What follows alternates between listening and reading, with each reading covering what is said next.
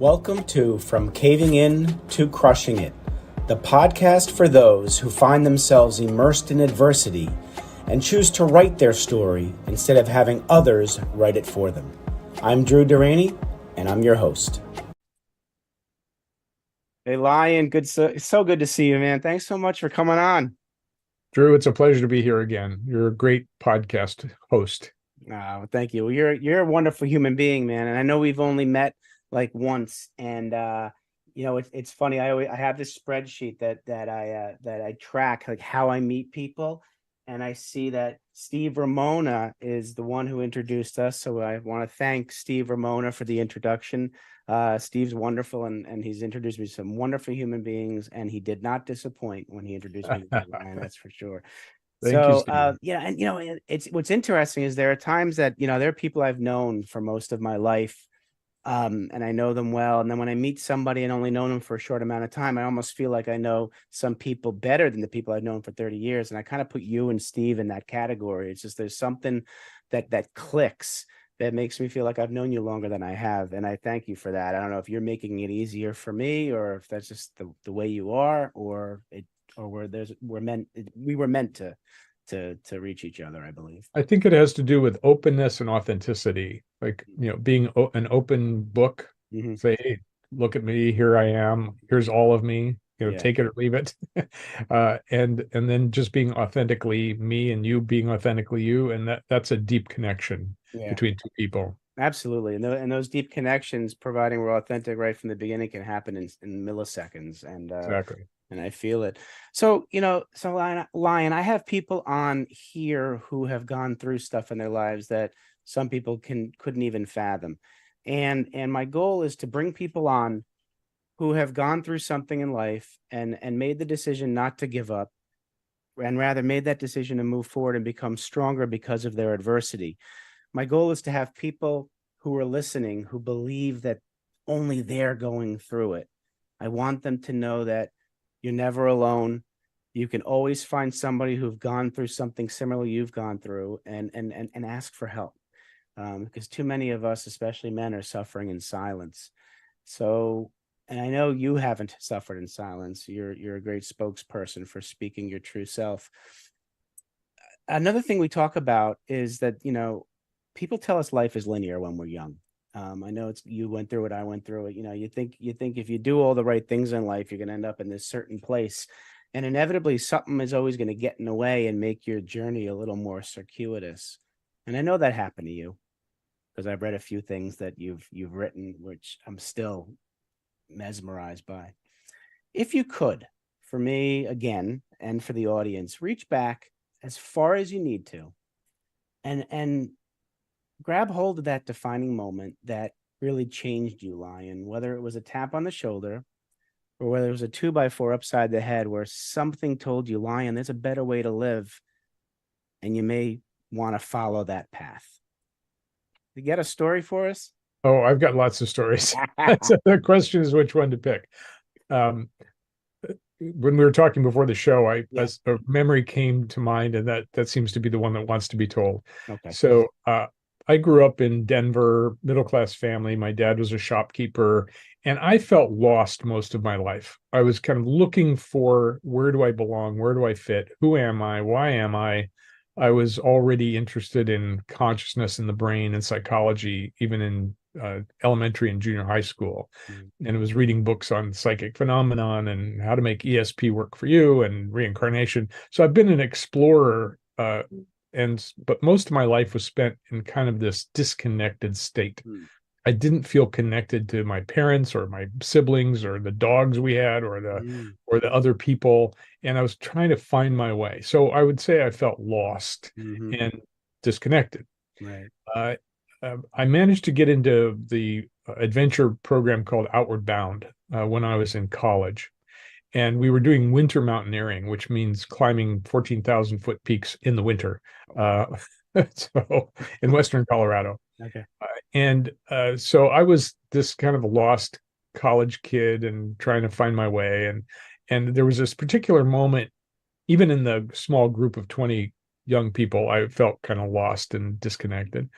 And there was this moment where we were going to snowshoe up a 14,000-foot peak. Okay. Wow. and and so I was having trouble with my snowshoes, and everybody else was sort of heading off and moving forward, and I kind of clumsily was, starting to hike up the hill, and in the snow and the cold, and I suddenly felt like I give up. It's just too hard, Okay. and I started crying, Mm-hmm. and and my shoes were not properly fit, and I was just so uncomfortable. Excuse me. And it reminded me of when my dad took us skiing when I was a little kid, and I was Okay. always uncomfortable, always cold. The bindings hurt, my shoes hurt. It's like I was a miserable little kid, and here I Yep. was being a miserable young adult. Again. Yep. So, uh, and the leader came back to me because I Yep. was way behind everybody else, and he said, what's going on? And I just said, I give up. I can't do this. I'm going to go back to the cabin. Yep. And he said, okay, but that means everybody else has to go back too. Oh. And it suddenly hit me that I wasn't just me, that I was part of the group, that Okay. the group was dependent on me You. Yep. being strong and moving forward. Yep. And it was a shock. It was like, Hmm. oh my God, if I go back, Mhm. everybody's got to go back. I'm going to have an impact on them Absolutely. and fuck up their Absolutely. trek up the mountain. Wow. And it kind of, it was like a rod up my spine. It was Uh-huh. like, oh God, I'm responsible for them, not just my own little ego self. Mm-hmm. And I sort of stiffened up and I said, okay. And I worked my snowshoes and got them fit and then started hiking. And the counselor went, all right, let's go. And I got up the mountain with everybody else. Wow. And that was a moment of recognizing that I'm not alone. I'm not just my Mhm. little Right. complaining ego self, Right. that I'm Right. part of something bigger. Mm-hmm. And that really stuck with me because for the rest of my life, I felt like I belonged to something bigger, to the universe, to nature, You're to right. groups I was involved in, to the class I was part of. Like it expanded my sense of self from the little ego to the big ego, to a sense of beyond myself. So do you know, did you ever tell that leader the impact that those few words had on you for the rest of your life? You ever get a chance to do that Never did. No, there were so many other things happening, at including that time? Yeah. groups in psychology and therapy, Wow. and it was the beginning of a semester long program where a Yeah. number of us, one and I, were bound together and then lived together in sort of a Okay. commune and Right. got university credit for it, and Wow. so that was pretty cool. It's way I'll back tell in you the though, 70s. that advice he gave, he probably just didn't even think twice, but how impactful it was for Yeah, you, not just to get up that mountain, but yeah, probably every time that you thought about giving up, you had those words in your thing that there's other people counting on me. absolutely. And that could build some confidence in you. That can build some confidence that people are going to be relying on you. And also resilience, Resilience too, and yeah. also the recognition that it's not just me alone. Yeah, It's an expanded sense of self, really. It's like absolutely. I am more than just little me. Yeah, I'm absolutely. part of something bigger. Yeah. Absolutely.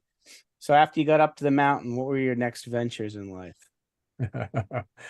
Well, I got through college and I was studying consciousness, Okay. everything I could, because I found a teacher shortly after that, Yeah. who really opened me up. He was a teacher of natural consciousness expansion. He had Okay. his own school in the mountains of Colorado Okay. called the Adventure Trails Survival School and Brain Laboratory. And Uh, yeah. And he had 250 acres of beautiful mountain property, log cabins, a pump well, no running water, no electricity. And he taught the brain in nature course. So we were sitting around trees and deer and skunks walking through while reading about the brain. And he was one of the first people to say how the brain works is Mm, how consciousness works. And let's okay. study the brain to understand our consciousness. Wonderful. And so I was really lucky to have him as a great teacher. I ended up assisting him in his school for a couple of years. And he was a brilliant man who had his own consciousness awakening. and Okay. wanted to teach others. And so he's really been my model of excellence my whole life. I always thought someday I'll be a teacher like him, and now I am one. It took a long time and a circuitous route. But to have a teacher who sees you and sees your potential and opens you up to your potential is really valuable. It's invaluable. It's impossible to put a value on. Absolutely. So I was very fortunate to study it with him, and then I went back to school and studied everything I could about psychology Mhm. and the brain, neurology, philosophy, linguistics. It was just like a sponge because he said to me, everything you study can be applied to yourself. It's relevant to you. So when Okay. you're studying psychology, you're studying your own psychology. When Okay. you're studying physics, you're studying your own In physics of your physics. Okay. body. Okay. And so I was just a fiend for knowledge and graduated with one of the first degrees in consciousness studies that I know of in 1975. Wow. So he mentioned what it was conscious awakening. Is that what the Yes, term? So natural consciousness expansion is what he called it. natural conscious expansion. Now that's teachable, or do you have to feel it? I mean, how do you, or do you think it? Do you feel it? Because that, how does that work? Well, he lived in nature, and Okay. he had bought that mountain Okay. because he wanted to live in nature, Okay. and his philosophy was basically based on biofeedback. Now, biofeedback we usually think of as, putting electrodes on your brain and then watching your brain waves, getting the feedback, right? He said that in nature, your sensitivity expands, and you can actually hear your own brain working. And so we were doing Wow. experiments with consciousness that we Okay. today call meditation and mindfulness Oh, and oh my God. psychodrama. Got it. Uh, he was an early pioneer in all of Sure. that stuff. And Absolutely. so we were learning about our own consciousness by practicing different things, including controlling our own brains. Hmm. I love it, man. And when was this? The year was this? In the early 1970s. Early 70s. Geez, he was way ahead of his time. Yeah. I'm Yeah. telling you, because it's fascinating how little we really still know about the brain, right? Yeah, absolutely. When I was studying the brain back in the 70s, Yeah. the brain was a lot simpler than it is today Mhm. because we knew a lot less. So Absolutely. it's gotten more and more complicated. The brain is the most complex thing we know of in the universe. Absolutely. Trillions and trillions and trillions of connections, and we still have no idea how the brain and consciousness are interconnected. Right. We know, and there's a reason for that. One is that the brain is based in scientific language, and consciousness is based in experiential language. They're two different languages. Right. And so scientists will say, well, the brain produces consciousness, but it doesn't, Doesn't. because you can have consciousness without the brain. Not the brain. And vitalists will say, no, consciousness produces the brain. There's this consciousness and it creates brains. Mhm. We know they're interconnected. We don't know how. Nobody knows how. Nobody can say this is how consciousness and the brain Right. interact. Lots of theories, no certainty, No because it certainty. is very complicated. We're complex beings. Oh, absolutely. Absolutely. So you now have this newfound interest, this wisdom, and you're moving forward with it. After you graduated college, other stuff happened. Yes. And I read something, and so if you could just, you don't have to go through the whole story if you don't, because it is a fascinating story. But and I'm wondering, when you start telling us what happened, did your experience in your training kind of impact how you reacted in that scary situation? And the answer is absolutely yes. So let me go back. So I graduate from college with a degree in conscious studies. Mhm. I don't know what I'm going to do next. Right. And nobody's hiring people with degrees in consciousness studies because, as far as I know, I was the first. First so, one. Right. so I couldn't find a job. There were no Yeah, jobs for people like me, absolutely. and so I needed to make money. So Mhm. I sort of got a job as a traveling salesman, Okay. and I was selling jewelry and gift items to Hmm. stores. And I Okay. started traveling in a van that was like an RV Hmm. between Colorado and California. And I was Okay. traveling for about a year and a half, Wow. just trying to figure out what I was going to do next. Sure. And I really didn't know. Right. I couldn't see my future. I couldn't predict my future. I didn't understand what it was going to be like. But I was Sure. kind of having a vacation and making some money on the There you side, go. Why not? Why not?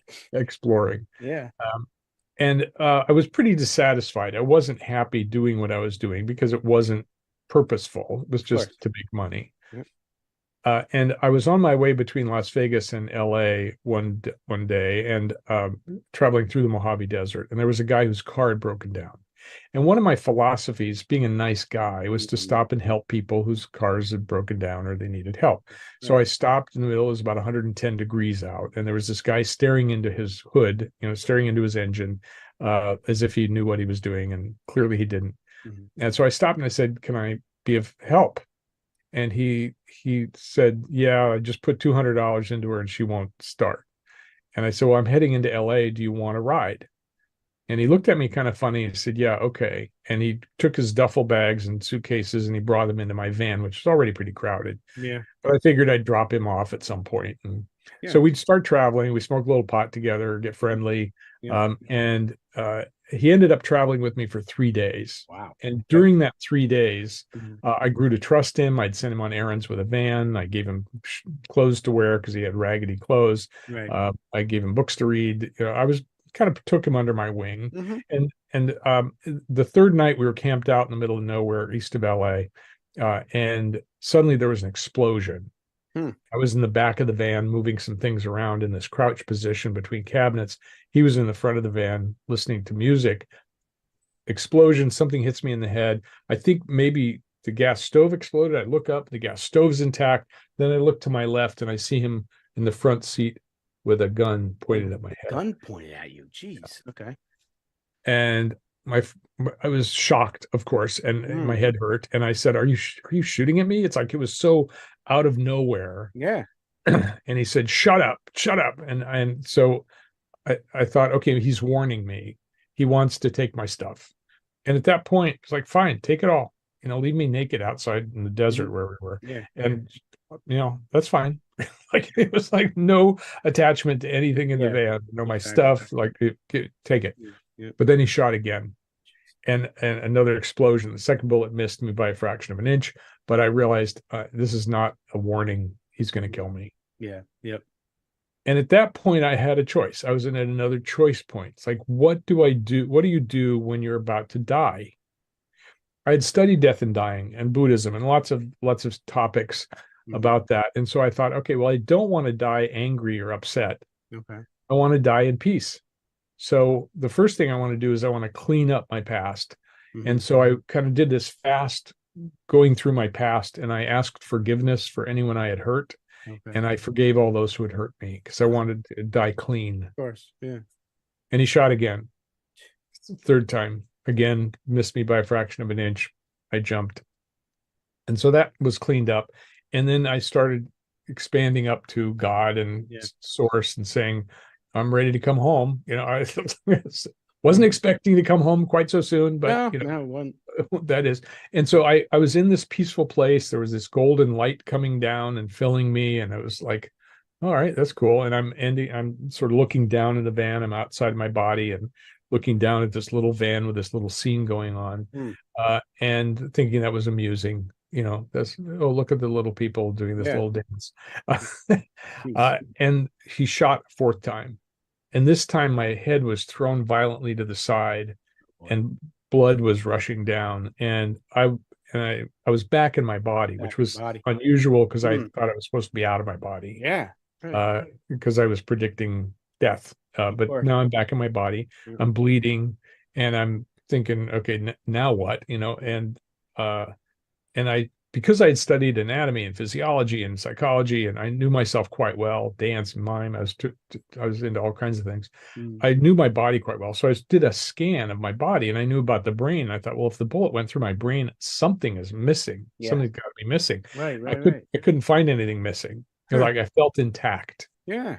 And so at that point, I said, all right, well, if I'm going to die, I want to look my assassin in the eyes because I was perpendicular to him. Yeah. And so I picked up my head, I turned and I looked at him, and he freaked out.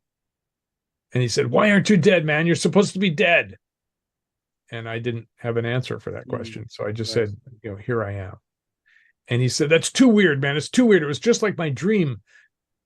And I went, Mm. "What dream?" And he said, it's this morning I dreamt that I was shooting at this guy and he wouldn't die, but it wasn't you, it was somebody else in the dream. Jeez. At this point, I thought, okay, this is weird. Yeah. This is really weird. Oh yeah. I don't know who's writing this script. Yeah. I don't remember signing a contract to be in this movie. Nope, I'm not. No way, man. But it's, and I thought, well, if I could talk him down, Yeah.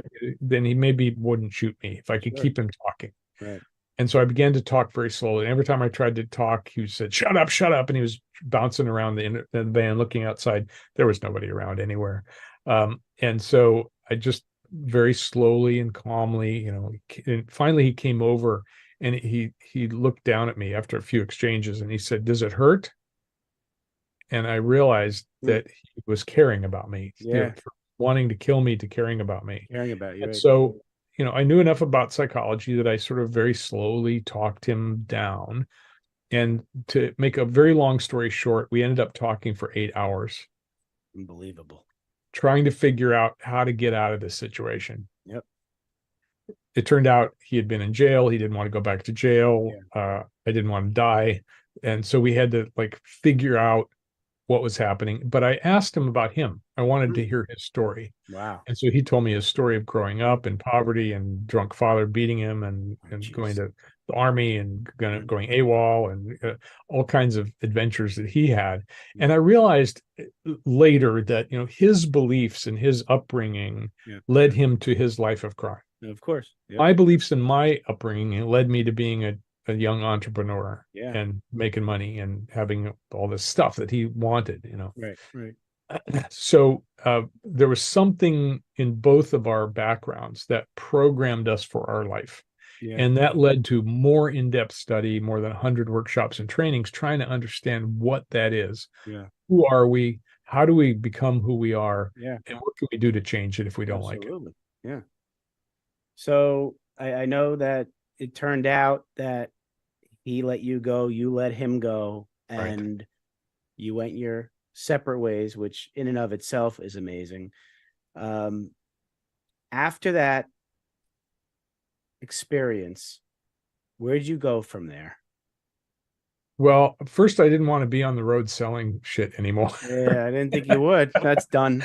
So let's get me off the road. So I ended up settling in LA because that's where I was. Right. And I looked for a job. And the first job I got was as a headhunter. Oh. Which was kind of ironic after having my head hunted. Oh, I thought. Yes. Very ironic. So I kind of fell into that work as a recruiter, and I ended up having a 25-year career in headhunting, including starting my own business and having employees and building $1 million search firm. Yeah. So and that was great. And I also got married and had my first child and all these what are called householder duties, right, that they call it in India. And so I had a life. And I was also exploring consciousness on the weekends and at nights, doing medicine circles and men's groups and consciousness workshops and all kinds of stuff. So it was a passion of mine to just learn as much about myself and about consciousness and spirituality as I could. Right. Absolutely. And so that's where I went, as a profession, making money, having a kid and a wife and a life and a community. Yeah. So it was a good life. And so it's a good life. It came to a point where you were ready to walk away from the recruiting, the headhunting business. No, the recruiting walked away from me. It did? Uh-oh. The dot bomb happened. There we go. Around 2000. And my business went from $1 million to zero in 2 years. 2 years. Because there were so many people unemployed. Of course. So many companies that fell apart. They didn't need headhunters anymore. That's right. And then I was lost again. It's like, okay, now what do I do? I had no idea what was next. Right. Because the thing I had been doing for 25 years just went away. Gone. Just like that. Right. And my girlfriend at the time said, well, you should be a coach. And I said, I don't know anything about coaching. And she said, of course you do. You've been coaching executives for 25 years and people who need jobs. You can be a coach easily. I don't want to coach anymore. I'm going to give you my clients. And I went, okay. So you went from, you had mentioned wife and kid, and now you said girlfriend. What happened? Oh, yes. Well, there was a divorce in the middle gap of that. there. Oh, it's that thing. Okay. Yeah. Got it. Okay. So divorce from your wife, and then divorced from recruiting, and now it's going into coaching, and your Right. girlfriend. So you have her clients. Right. Wow, you went through a lot, man. Yeah. Well, it's a life. It is a life. You're right. It happens to us. All right. So now coaching, what type of coaching were these clients that? Well, they wanted to change their lives. And so I Okay. would give them great advice and give them practices to do. And then they would come back the next week and I'd say, okay, did you do the practice? Did you take the advice? Well, no, I did. Something else came up and I didn't do it.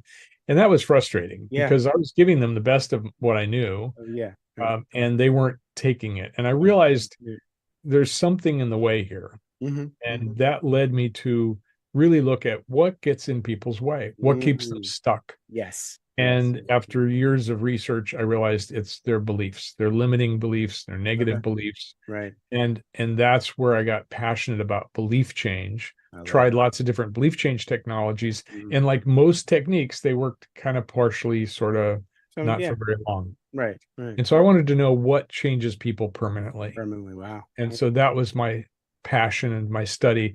And I finally figured out what it was. And the fact is that most belief change methods and psychology methods and sociology methods are outside in approaches. Well, let's talk about it, and then eventually something will happen inside. Or do this and this, and then you'll be changed. But it doesn't happen.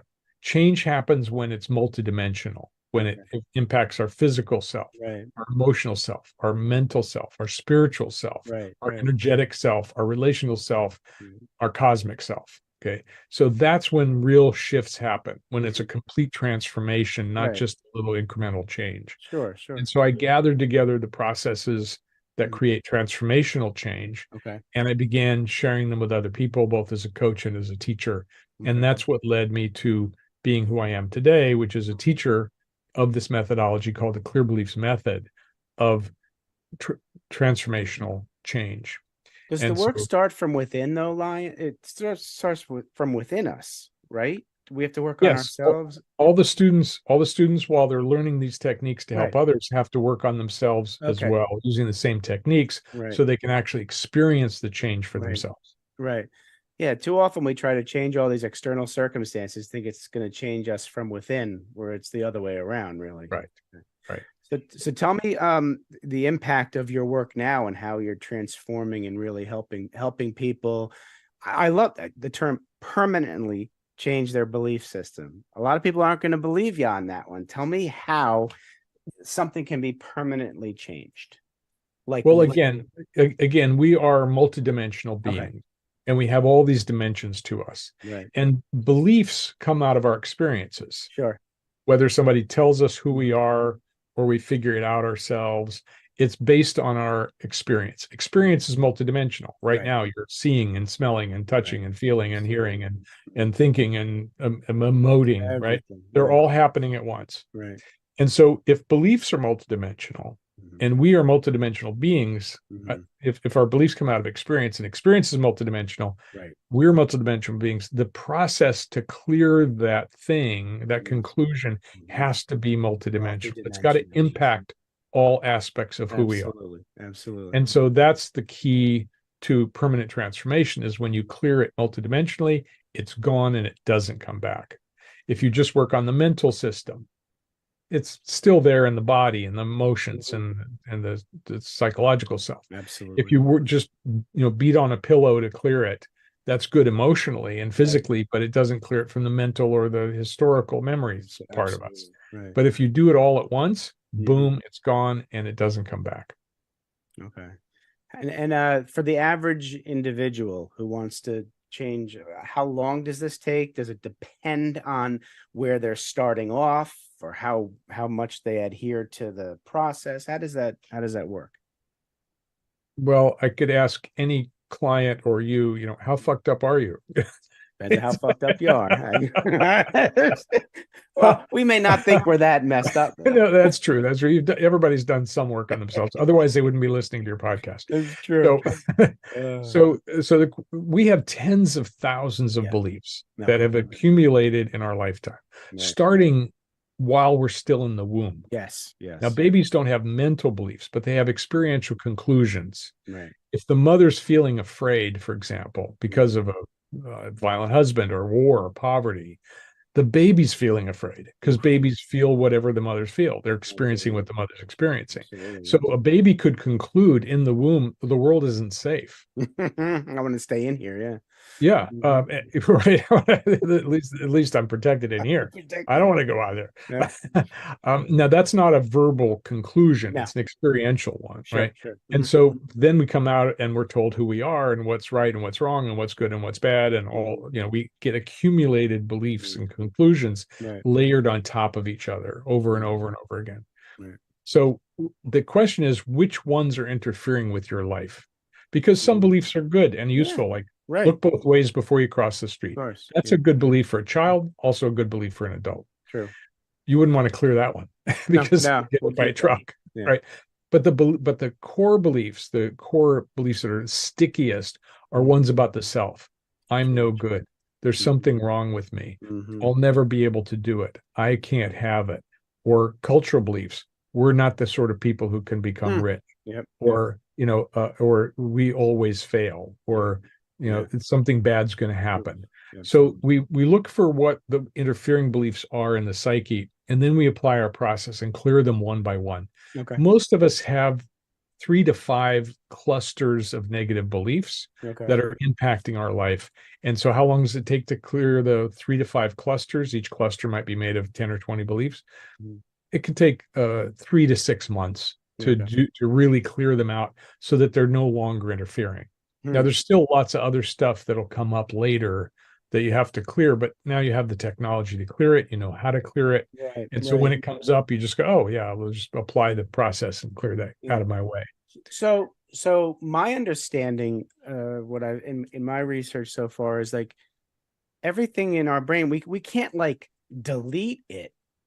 It's always going to be there, but it doesn't necessarily have to impact us moving forward. Is that Yeah, accurate? no. Okay, help me out here. So that comes out of people who have Okay. not figured out how to clear things completely. Okay. They believe that it will always be there, and so you have to adjust around it. Okay. Even Carl Jung said you never get over your neuroses, you just have to adjust around them. Okay. But what I've found through my research and 40 years of R&D Right. Right. Right. is that you can clear them completely so that they are not in existence anymore. They are out of your brain. They're Interesting. gone. You may Okay. remember that you had it because memory is just one of our systems, Right. but it's not impacting you anymore Got it. because it's out of the conscious process or the subconscious process that's processing reality and telling you what's true. Okay. So we clear it out of the subconscious mind, the conscious mind, and the superconscious mind, the Okay. higher self, all at once. And then it's not in existence anymore. It's as if it didn't happen. Now, you Awesome. may remember a childhood wound. Oh, Yeah. yeah, I was Yeah. harmed. But Yeah. it's the same as if you cut yourself and the scar happens and the body knows how to heal. The body Right. knows how to heal. Yes. And Absolutely. so you still have the scar, but Yeah. it doesn't, you're not bleeding anymore. Okay. So it's that kind of thing. When you clear it out, it's gone. It doesn't come back. It doesn't impact you, and you don't have to think about it anymore. And you don't have to keep doing a process over and over like affirmations. Well, just say Right. your affirmations 40 times a day, No, you don't and have to. eventually your subconscious mind will change. No, it doesn't. Yeah. You're just adding negative beliefs to positive beliefs to negative beliefs, Mhm. and then they get into a battle, and you're just stuck in Right. this. I have a lot of money. No, you don't have a lot of money. I'm going to lose weight. No, you've never Right. lost weight. Yeah. Right. And that's the inner dialogue that most people have when they're trying to change. We just Okay. clear out the negative stuff first, Yeah. like clearing the ground to make a garden. And then when you plant the seeds, then they can take because there's no interference. Right. No, I love that you clarified that it's not just not just from the consciousness is clear, it's the subconscious too, because the subconscious is what's clobbering us, That's right. because That's right. that's where almost, yeah. So that's absolutely fascinating, Lion. I love it. I could talk to you all day. I've I got do. time. We're Okay, yeah. good. Well, All I do have two more questions for you. right. And I think I'll ask them at the Nah, I'll ask them now, and then I'm gonna let the audience know more about you. I want to ask them now because I'm very looking forward to the responses to these two questions, especially the first one. All right. So, Lion, you have an opportunity to sit down with 7 to 10-year-old Lion, and you want to give him advice about life. What are you going to tell him? First, I would sit with him, put my arm around him, and hold him close, because little kids need to be held tightly to know that they are securely loved. Right. Right? Physical contact. And I'd look him in the eye and I'd say, I know you believe that there's something wrong with you based on the evidence, based on what you've experienced. You feel disconnected, you feel sad, you feel lonely. But I can tell you, because I know you, there's nothing wrong with you. You are a divine spark of light. Mm-hmm. Your life is going to be great. You can feel comfortable being yourself. And if other people don't like you, that's their problem. I love that. I So love just enjoy living and be free to be you, because you are terrific.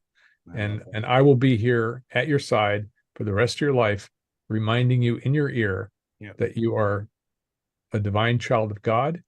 You deserve to be happy, you deserve love, and you deserve a great life, and you're going to have one. I love that, Lion. All right. So now we switch hats, and now you're sitting down with young Lion, the young entrepreneur businessman. You want to give him advice about business. What are you going to tell him? I've got a lot to tell Here him. we go. He gets more advice. I love Yeah, it. yeah. Okay, young entrepreneurial lion, let me tell you a few things. First of all, you think you're clever. You're not so clever. You think you know better than other people and that you don't need to study other people. That is not true. Uh, you're a wonderful being, but you haven't learned about business, and you need to study business. You need to study the principles of business, the principles of economics. You should go back and get an MBA. Then you'd be prepared to do what you're about to do. Good And then advice. while you're at it, get a PhD, because you're going to need that too to be and do what you want to be and do. So stop thinking that you're so smart that you don't need to study other people's stuff, and get with the program, will you please? I And love it. I stop love it. See, the nonsense. I Yeah. love that. I love that. All right. I have another question that I just figured I would have to ask you because I love the first name Lion. Can you please tell me how that came about? Do you know why Sure. mom and dad gave you that name? Yeah, mom and It's, dad didn't give me that name. they didn't. Okay. They gave me an assumed name. Oh. They assumed I would like it when I grew up, and I didn't like it. Ah, So, okay. so when I was studying with this man on the mountain, Yeah. one of the principles was you take on a medicine name, like the Indians did in their transformational experiences and their Yeah. initiation ceremonies. Okay. And so he said, go find out what your medicine name is. Go walk in the woods. Wow. And so I took a walk in the woods. I'm thinking medicine name. I don't know anything about medicine name. I don't know anything about Indians. I'm a Yep. middle class kid from the suburbs of Denver. I love it. But I'm walking around going, oh, what's my medicine name? And I heard lion, and I went, lion. I don't know anything about lions. They're in the zoo. Oh What my what do God. I know about lions? Yeah. And I certainly didn't feel like a lion. I was a Right. lost puppy. Yeah. So Like, I thought, okay, well, if that's my name, it's certainly a dormant potential. It's not okay. who I am today. All right. And so I called myself Sleeping Lion, because I Oh, felt like I was half I asleep. love it. Oh my Yeah. God. And so that was my medicine name on the mountain. And over Yeah. a period of time, it changed. I became Waking Lion, and then Lion on the Prowl. And finally, I was just Lion. And that's Love it. who I became. And that became my real name. I love it. I love it. I had to ask you that story. I don't know why I didn't ask you that soon enough. Okay, that was good. That was perfect. So the audience certainly is going to want to get more of you, Lion. They've grasped the essence of Lion Goodman. So audience, here's how you're going to get in touch with Lion.